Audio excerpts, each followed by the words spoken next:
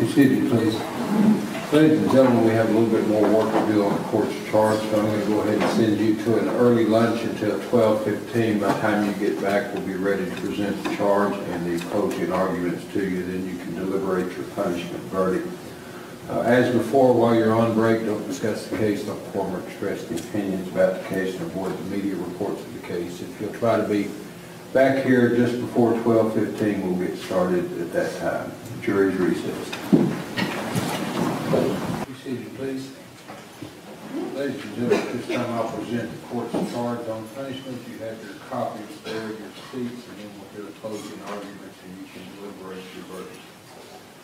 Ladies and gentlemen of the jury, the defendant, Kody Lott, has been found guilty by you of the felony offenses of murder, a first-degree felony, and aggravated assault, a second-degree felony. Count 1. For the murder charge, you are instructed it becomes your duty to assess his punishment at confinement in the Texas Department of Criminal Justice Institutional Division for life or a term not more than 99 years or less than 5 years. In addition, you may assess a fine not to exceed $10,000. Count 2. For the aggravated assault charge, the punishment authorized for this offense is confinement in the Texas Department of Criminal Justice Institutional Division for a term of not more than 20 years or less than 2 years.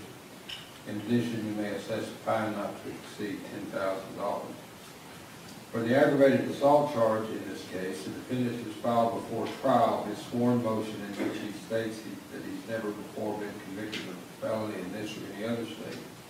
And in the event he is convicted, that he be granted for community supervision.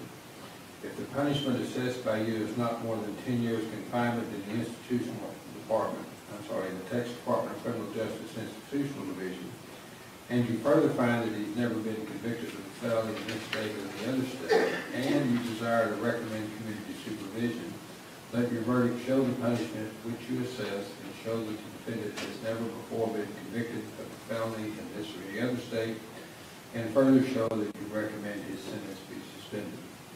The conditions of community supervision which this court may impose may include but shall not be limited to the following. 1. Commit no offense against the laws of this state or any other state or the United States. 2. Avoid injurious or vicious habits.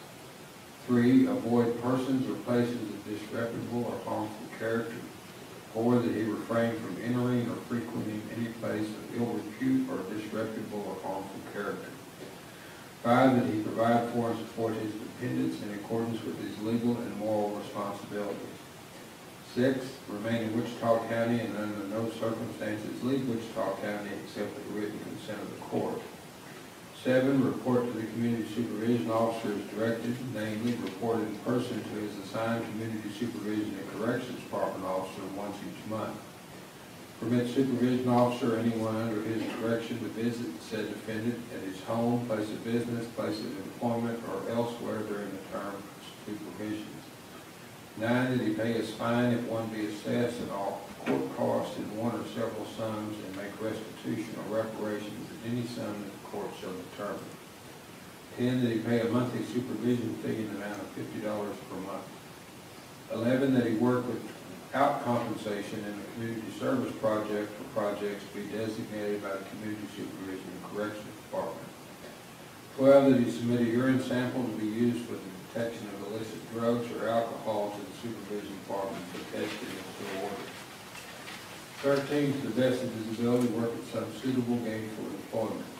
14. That he report himself so as not to injure, endanger, or corrupt the morals or health of himself or others. Number 1. Under the law applicable to both counts in this case, the defendant, if sentenced to a term of imprisonment, may earn time off the period of incarceration imposed through the award of good conduct time. Prison authorities may award good conduct time to a prisoner who exhibits good behavior, diligence in carrying out prison work assignments, and intensive rehabilitation. If a prisoner engages in misconduct, prison authorities may also take away all or part of any good conduct time earned by the prisoner. It is also possible that the length of time for which the defendant will be in prison might be reduced by the award of parole. Under the law applicable in this case, if the defendant is sentenced to a term of imprisonment, he will not become eligible for parole until the actual time served equals 1/2 of the sentence imposed, or 30 years, whichever is less. Eligibility for parole does not guarantee that parole will be granted.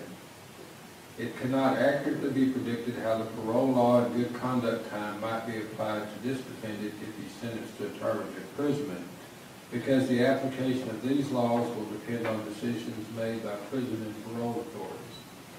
You may consider the existence of the parole law and good conduct time. However, you are not to consider the extent to which good conduct time may be awarded to or forfeited by this particular defendant.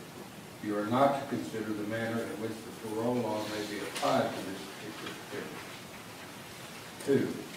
Our law provides that a defendant may testify in his own behalf if he elects to do so. This is a right given to a defendant, and in the event that he elects not to testify, then that fact cannot be taken as a circumstance against him.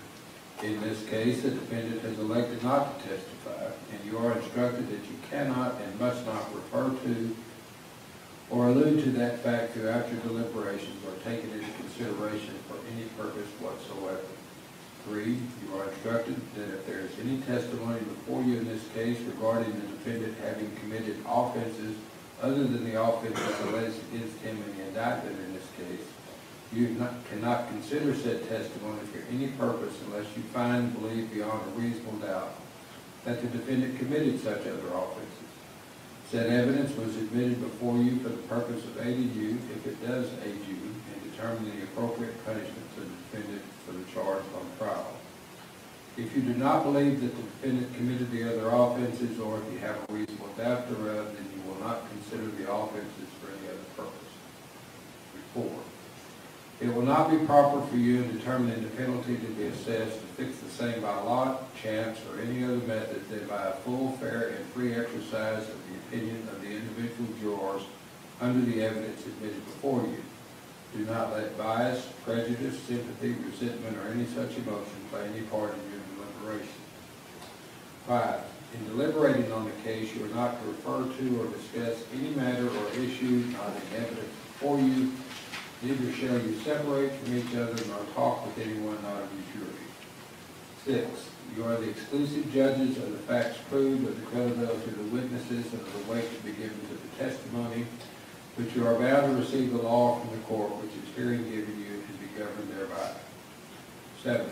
After argument of counsel, you will retire to consider your verdict. After you have arrived at your verdict, you may use the form attached hereto by having your presiding juror sign her name to the form that conforms to your verdict. Signed and entered this 20th day of September 2018, Robert P. Brotherton, presiding judge. The following verdict forms are provided for your use. Count 1. We, the jury, having found the defendant, Kody Lott, guilty of the offense of murder as alleged in the indictment, assess his punishment and confinement in the Texas Department of Criminal Justice Institutional Division for life. In addition, we assess a fine of $, and that blanket provided in the event you assess the fine. Count 1, second page, we, the jury, having found the defendant, Kody Lott, guilty of the offense of murder as alleged in the indictment, assess his punishment and confinement in the Texas Department of Criminal Justice Institutional Division for a blank term of years. In addition, we assess a fine of $. Count 2, first verdict form, we, the jury, having found the defendant, Kody Lott, guilty of the offense of aggravated assault, assess his punishment and confinement in the Texas Department of Criminal Justice Institutional Division for a term of blank years and a fine of $. We further find that the defendant has never been convicted of a felony in this state or any other state, and we recommend the following. 1, the penitentiary time be suspended and the defendant be placed on community supervision. The fine be suspended and a place to check either yes or no. And finally, verdict form count 2, we, the jury, having found the defendant, Kody Lott, guilty of the offense of aggravated assault as alleged in the indictment, assess his punishment and confinement in the Texas Department of Criminal Justice Institutional Division for a term of blank years. In addition, we assess a fine of $. Once again, your verdict as to each count must be unanimous. The verdict form must be signed by your presiding juror. With that, the court will recognize the state for its initial argument.